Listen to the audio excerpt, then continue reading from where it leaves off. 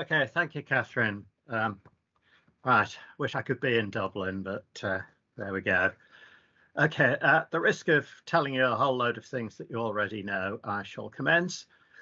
When it comes to thinking about the repertoire of ballads, that is to say, specifically narrative songs in 18th century England, it's not immediately obvious where to look.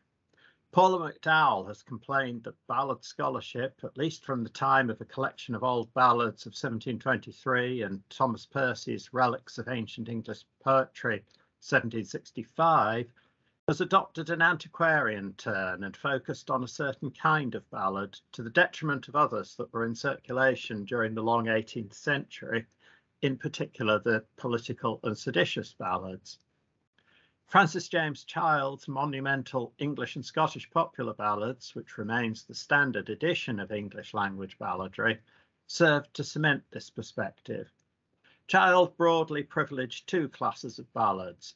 One, those collected ostensibly from oral tradition in Scotland in a period roughly between 1769, the date of first publication of David Hurd's Ancient and Modern Scots Songs, Heroic Ballads, etc., and 1828, the date of Peter Buchan's Ancient Ballads and Songs of the North of Scotland, taking in the ballads of Anna Gordon, Mrs. Brown of Falkland, which he regarded as the pinnacle of balladry. And two, ballads from early manuscripts and from 16th and 17th century, mostly English printed sources, with at least some record of further 18th century editions of the same titles. The folk song movement after Child, in the years leading up to the First World War, substantially extended the repertoire of narrative songs, but these cannot simply be projected back in time because so much of what was recovered at that time was of 19th century origin. Nevertheless, a few of the early modern ballads canonised by Child, titles such as The Baffled Knight, The Bailiff's Daughter of Islington, Barbara Allen's Cruelty, Captain Ward and the Rainbow, Fair Margaret's Misfortunes, Lord Thomas and Fair Eleanor, The Knight and Shepherd's Daughter, were found to be still in circulation in England and elsewhere. Their presence not only served to reinforce the hegemony of that particular repertoire, but also lent some weight to a theory of oral tradition that for a long time dominated ballad studies and implicitly downplayed the importance of cheap print. Child had, in fact, printed a handful of ballads collected from oral tradition in England around the 1770s, but their scarcity only served to reinforce the general impression of 18th century England as something of a ballad wasteland. Child's formidable scholarship has meant that his canon of 305 ballads for a long time dominated ballad studies, and perhaps still does. So this short paper is a preliminary attempt to shed some light on the ballad landscape of 18th century England between roughly 1730 and 1780 through the lens of popular print, and in particular one specific genre of popular print, the so-called old ballads. The starting point for this repertoire lies in the catalogues issued in 1754 and 64 by the firm of William and Clewar Dicey, later Clewar Dicey and Richard Marshall, located in Bow Churchyard and Aldermary Churchyard in London, which include a category of old ballads. These were large broadsides printed on a half sheet, a format familiar from the previous century, and they mostly comprised narrative ballads running to somewhere in the region of 80 to 200 lines. Some of the titles had themselves originated in the previous century, but some were newer and apparently of 18th century origin. There is some degree of overlap in content with other formats, especially the slip songs, which represented something of a new direction in song publishing in the second half of the century. Nevertheless, the half-sheet format persisted right through the period and was still employed at the turn of the century by printers like John Pitts. The old ballads as listed are not what would intuitively be considered either political or satirical, although some of them recount historical events, and neither are they lyric songs of the sentimental and pastoral kind typified by Alan Ramsay's Tea Table Miscellany. The term old ballads thus has a range of implications. age and tradition in relation to both format and content, a familiar kind of predominantly narrative as opposed to lyric content, and probably most important of all, the large half-sheet format. Although they had commenced in the 1720s in Northampton, the heyday of the Dicey Marshall firm fell between roughly 1730 and 1780, during which period they dominated the London ballad and chapbook market. However, contrary to what some scholars have thought, they never enjoyed a monopoly of ballad printing. Indeed, the core repertoire of old ballads identified from the Dicey catalogues can be fleshed out precisely because so many of the same titles were published by other booksellers, not just in London, but also in regional centres and in Scotland, particularly from the mid-century onwards.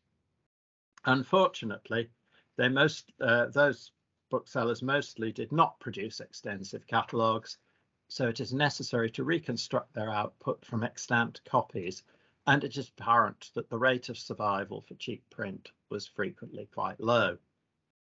Most, if not quite all, of the Dicey Marshall old ballads can be identified, although on occasion it is necessary to rely on an earlier printing of the same title for this purpose. A number of additional ballads not listed in the catalogues, but identifiable from their Bow Churchyard or Aldermary Churchyard imprints, can be added to the list. This process of identifying the Dicey Marshall ballads then facilitates identifying other printers and booksellers who issued the same and similar titles within the same sort of time frame. Many of them are well known to scholars, but there are also others who appear to have been ballad printers on a lesser scale, sometimes associated with only a small number of surviving titles. A few of the latter were quite significant general booksellers who apparently just issued a handful of ballads. So it's possible to draw up a list of the core repertoire of what can usefully be called old ballads, amounting to some 500 titles. It is not a rigorously scientific exercise by any means. Dating can be very difficult, and there are exceptions to just about any generalization that might be made. An important one is that by the mid-century, some of the booksellers were printing the same and similar narrative ballad titles, not just in the half-sheet broadside format, but also as 8-page chapbooks. Less frequently, the same or similar titles can be found in slips-on format. A number of the ballads are in circulation pre-1730 in the 17th century or the early decades of the 18th, and several of the titles were entered in the Stationers' Register by Charles Brown and Thomas Norris in 1712, which has been interpreted as an attempt to assert ownership rights following the introduction of the Copyright Act of 1710. Also, several were included in a collection of old ballads of 1723 to 25, the purpose of which is not entirely clear, though it has something of an antiquarian appearance to it. Nevertheless, it is a significant source of ballads around the beginning of our period, and it was exploited to some degree by the Dicey firm, probably during their earlier years, who published some of the same ballads as broadsides, complete with prose material taken from the headnotes in a collection of old ballads. After the lapse of the Printing Act in 1695, ballad printing was no longer restricted to London, but it was fairly slow to get going elsewhere. The exception was in Newcastle upon Tyne, where John White, who was also a newspaper proprietor, printed ballads, possibly from the early decades of the century. Many of White's street literature titles are the same as those issued by the Dicey firm, and John Ashton in the 19th century inferred that the Newcastle chapbooks, and presumably also the ballads, were piracies. This is most probably an oversimplification, and some kind of business arrangement seems much more likely. There is a single known broadside ballad imprint that directly links the business of White in Newcastle with that of William Dicey in Northampton. So, during the 1730s and 40s, Dicey and White were the dominant ballad and chapbook printers, and it took time for the regional trade to develop. Nevertheless, new booksellers were starting to engage in the ballad market and printing many of the same titles. For example, John Garnet issued a number of ballads in Sheffield, including King James and the Tinker, dated 1745, and the Noble Knight's Garland, dated 1749, both as 8-page chapbooks. Ballads with the imprint of the printing office in Canterbury were probably printed by James Abry in the 1740s. In London itself, there was ballad and chapbook printing in Stonecutter Street, Fleet Market, where Robert Powell was in business from 1748, followed by Charles Simpson from 1758, and this became a significant centre away from Bow Churchyard and Aldermary Churchyard. And Larkin Howe was printing ballads and chapbooks in Petticoat Lane from the 1740s. During the 1750s and 60s, several more provincial ballad printers became established, such as Samuel Harwood in Tewkesbury, John Cheney in Banbury, Samuel Gamage and John Butler in Worcester, and William Ayres in Warrington. Others whose names are associated with some of the same titles appear to have ventured only occasionally into the field of street literature, such as James Hodges in London.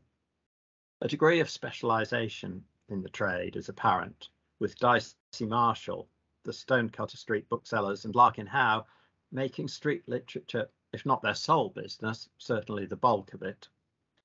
That is a pattern that would be followed by specialist printers like John Pitts and James Catnack at the beginning of the 19th century. The following decade saw the same trends continuing, with many more familiar names beginning to appear, including the Angus family in Newcastle, John Ferraby in Hull, John Fowler in Salisbury, John Grundy in Worcester, Samuel Hazard in Bath, who specialised in religious and moralistic ballads, Joseph Smart in Wolverhampton, the Swindells family in Manchester, John Turner in Coventry, as well as lesser figures such as John Pitt in Gloucester and Mary Rose and John Dury in Lincoln. In London, the Evans family were effectively successors to the Dicey Marshall firm. The 8-page chapbook format for ballads was more common outside of London, especially in the north and west of England and in Scotland, although it is not entirely clear why this should have been the case. In 1774, the regime of effective perpetual copyright imposed by the major London booksellers, which enabled them to retain control over the business of publishing books, came to an end, but that development seems to have had comparatively little impact on the ballad and street literature market. That, then, is the general background to the publication of old ballads during the period in question, although a number of difficulties remain. For instance, some of the Dicey Marshall half-sheet broadsides are stage songs, hunting songs or bawdy songs, mostly with little narrative content, and would not readily count as ballads on stylistic grounds. What would most strike ballad scholars about the 18th century English repertoire is how far it departs from the child canon. While Child's ballad biases towards Scotland and away from the printed ballad can be partly explained as a consequence of the chronology of ballad collecting and publishing, there were nonetheless choices driven by aesthetics and not by historical empiricism. Out of some 500 old ballads, only a little short of 50, and of those almost 20 are Robin Hood ballads, are in Child's volumes. There are some familiar titles. Lord Thomas and Fair Eleanor, for example, was printed in London in the 17th century and in London, Newcastle, Warrington and Worcester during our time period. The ubiquitous Barbara Allen was printed in Bow Churchyard in Newcastle and by Fowler in Salisbury. The Baffled Knight, The Beautiful Shepherdess of Arcadia, which is Child's The Knight and Shepherd's Daughter, Captain Ward and the Rainbow, Chevy Chase, Fair Margaret's Misfortunes, The Famous Flower of Serving Men, King Edward IV and the Tanner of Tamworth, and Sir Andrew Barton are some other examples of child ballads with a record in 18th century print. More interesting, though, are the other ballads, which seem less familiar now, but that look to have been common in print in various parts of the country. Titles like Catskin or The Wandering Young Gentlewoman, London, Gloucester, Ludlow, Tewkesbury, Warrington, The Bristol Bridegroom or The Ship Carpenter's Love to the Merchant's Daughter, London, Banbury, Tewkesbury, Worcester, Wootton under Edge, John Gay's William and Susan, or Black-Eyed Susan, London, Sheffield, Warrington, Wrexham. A choice pennyworth of wit, or a clear distinction between a virtuous wife and a wanton harlot. A useful title, I think. London, Birmingham, Northampton, Tewkesbury, Worcester, York. Young Baker, printed in Worcester, quite possibly represents a starting point for the 19th century Lord Bateman and its Scottish equivalent, Child's Young Beacon. The list could easily go on. So, what are the ballads themselves? It is scarcely possible to attempt a comprehensive categorization here, but it is worth briefly describing some examples. Domestic tragedies and murders abound in ballads like the Berkshire Tragedy, the Bloody Gardener's Cruelty, the Children in the Wood, the Gloucestershire Tragedy, the Gosport Tragedy, the Liverpool Tragedy, the Northamptonshire Tragedy, the Oxfordshire Tragedy. There's a bit of a pattern there. Some of those fall within the murdered sweetheart genre, which has been so much studied by Tom Pettit. So far as is known, most of those narratives are fictional, even though they may include circumstantial details that have the appearance of coming from real life. At the more humorous and sometimes bawdy end of the spectrum are ballads like Crafty Kate of Colchester, The Politic Maid of Suffolk, The Crafty Lass's Garland, The Merchant's Son and the Beggar Wench of Hull, and The Fair Maid of the West, who sold her maidenhead for a high-crowned hat. The Four Indian Kings is a quasi-historical flight of fancies. Gay's William and Susan represents the sort of thing that would later come to be termed national songs, and so perhaps does The Jolly Sailor's true description of a man of war. Some more specific historical subjects were addressed in ballad form, such as Lord Lovat's execution on Tower Hill in 1747, the Lisbon earthquake of 1755, and the Duke of Cumberland's victory at Culloden, 1746. But these were less likely to have been widely or subsequently reprinted. An unidentified ballad titled Miss Blandy must have concerned Mary Blandy, executed for patricide in 1752. There are also some ballads on episodes from Scottish history and legend, including Gilderoy's Last Farewell and Johnny Armstrong's Last Good Night. At a more local level, the famous Ballad of Badsworth Hunt celebrates a hunt from 1729, and Squire Vernon's Fox Chase, another one, perhaps from the 1760s. Other ballad stories are really legends, such as the fanciful tale of the fall of Queen Eleanor, wife of King Edward I, who sank into the ground at Charing Cross and rose again at Queenhithe. The same is true of Sir Lancelot du Lac and the famous giant Tarquin, and Moore of Moore Hall and the Dragon of Wantley, as well as the Robin Hood ballads and Roman Charity, a version of the classical legend of Simon and Perrault.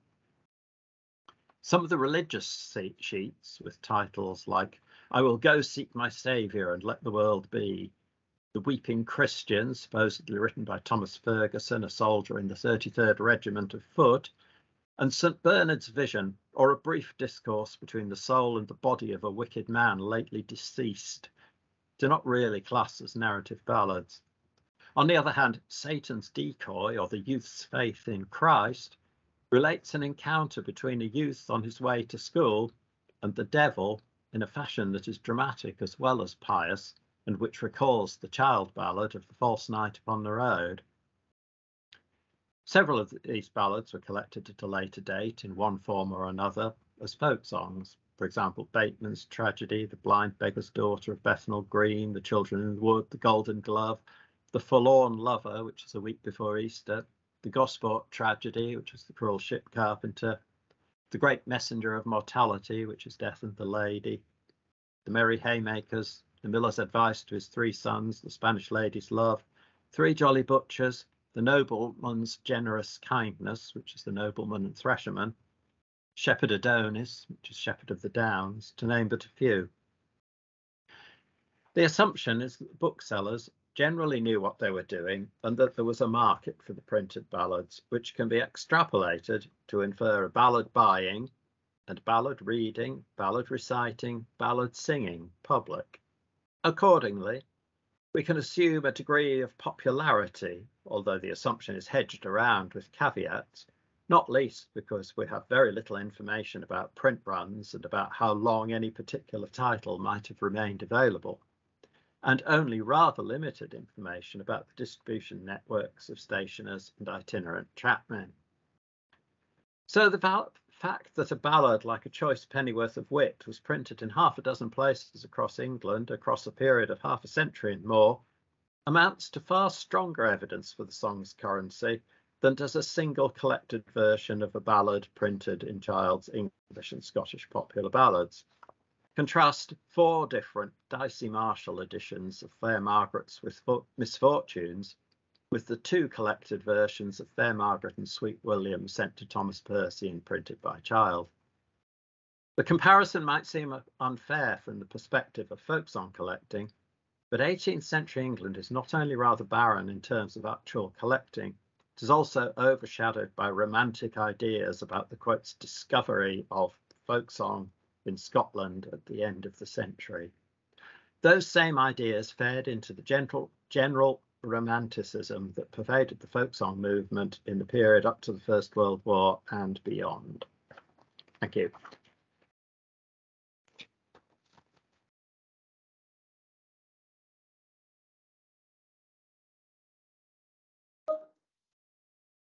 David.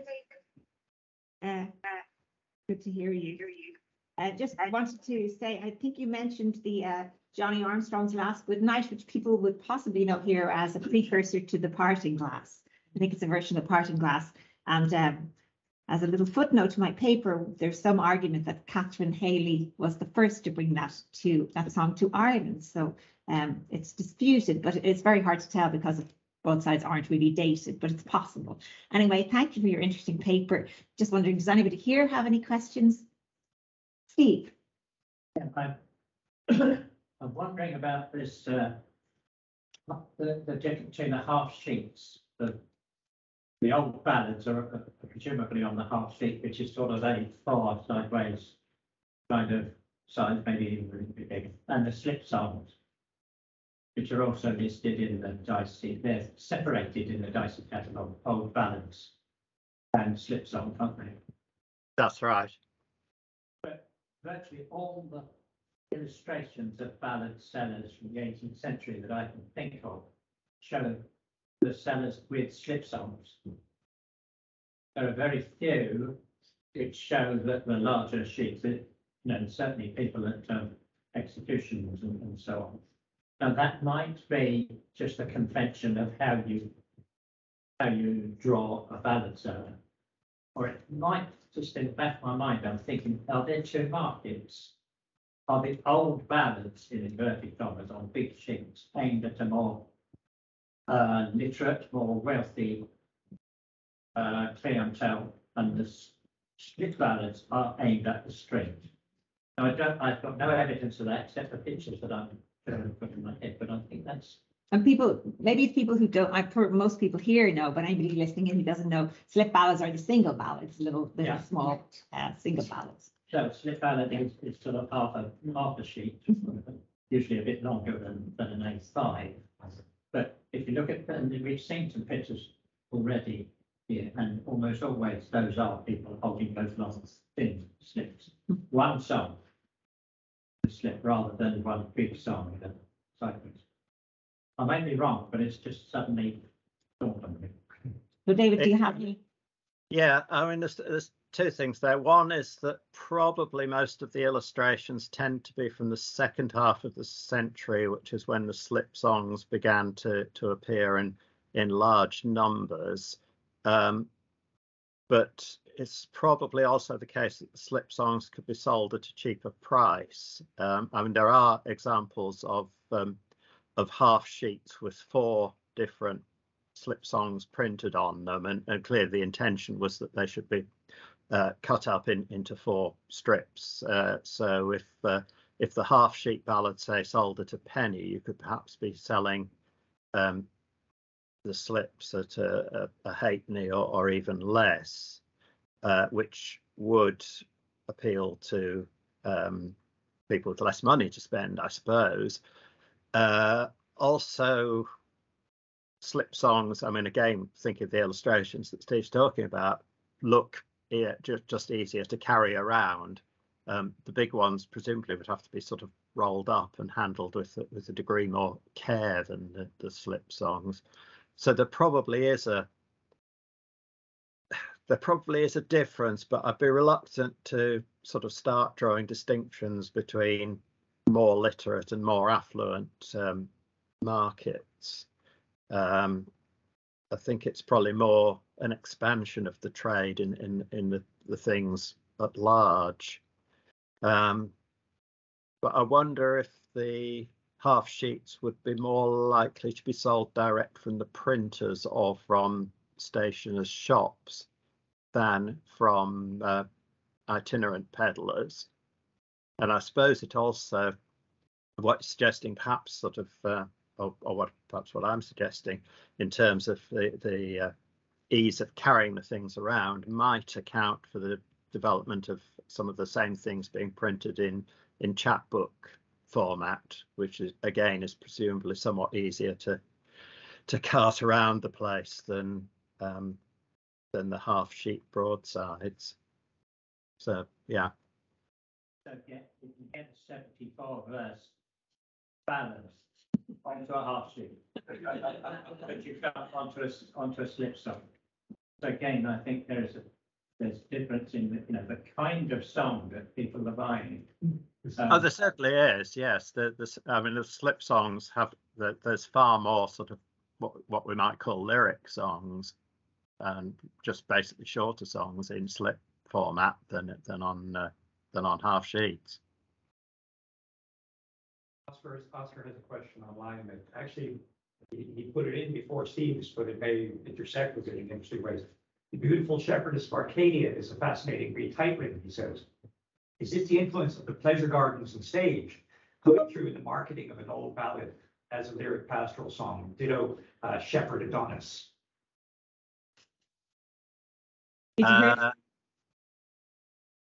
Yeah, I mean, the Beautiful Shepherdess of Arcadia, I mean, it is a sort of a pastoral title, and well, without looking it up, I can't tell you how far back that one goes. I think it goes fair way back, but it does sound as if it's attempting to appeal to a sort of pleasure garden-y, stagey kind of audience. That's right. I mean, Shepherd Adonis, yeah, the same sort of thing, and that kind of pastoral idea. This is 1724, isn't it? I think Martin Grabe also was asking if there was a consistent definition of the size of a sheet in the 17th century. No, I don't think so, though they would. It's difficult to tell because a lot of the surviving examples have been, trimmed and so forth. They're a bit sort of, like an elephant, one when you see one, but you can't really define it.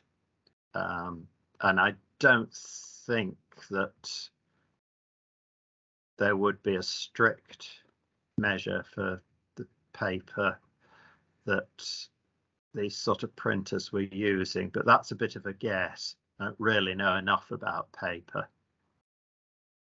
Rosie has a question.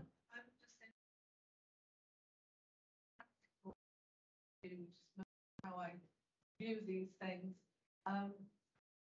Got something like this, it'll go on a little stand to be easily looked at and read, rather than have it in your pocket that you can kind of unravel. And also that was paper printed in that format. Were the dances and things printed horizontally in that? So you mean talking about landscape printing? Yeah.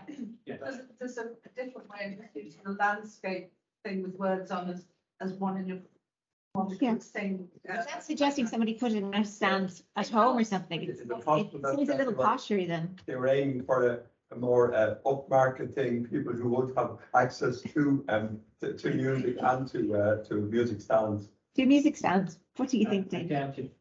I think unlikely, I think, really. But they did paste them on the wall. Okay. They pasted them, they tended to paste them, yeah. And there's the half sheets were very pictorial. And the last printer of them, I think, was James Smith in Belfast, too. They were about A3 in size, a bit bigger maybe. But they seem to have been sold maybe more by booksellers Yes. from their premises or the printer, as David suggested. And I have a feeling that John Nicholson, in a photograph of his shop in Belfast again, had what appeared to be some of these large format sheets actually hanging up, either pinned or pincered up in some way. There we go. Does Yeah, anybody? I think it's probably also true to say that the wood cuts on the half sheets are more sort of striking, so they make more of a show if they're pasted up on a wall. Any other questions? Yes. There's Right. something interesting, it's funny that Steve brings up the ballad singer image, because I have an image that I actually use as a logo for something of a French ballad singer, female one. And it looks, from the picture here, it looks like it's actually a double-sided sheet where there's one song on this side, one song on this side. So it looks almost as if it is a larger format within what she's saying. There's a huge roll up of these things in an apron. So it's interesting that, like, this French one anyway, it's a large, it looks like a larger sheet. Have you got a date for that? Hmm? Is there a date? I can't remember I want to say it's circa 1780, if I remember correctly. I'd have to go back to the original image, but it does look like it's two different, because you can almost see where the illustration might be, and then kind of something else on the side as well. So it could be a larger sheet as well. I don't know. There's also an illustration, quite well-known illustration of Irish street ballad singers, a woman and a man together, and they're holding reams that are long, rather than wide. They're holding, like, maybe you could tear off one or something like that from the sheet. I don't know, but it's interesting anyway. So any more questions for David? Oh, David, thank you so much for your paper. It's written today.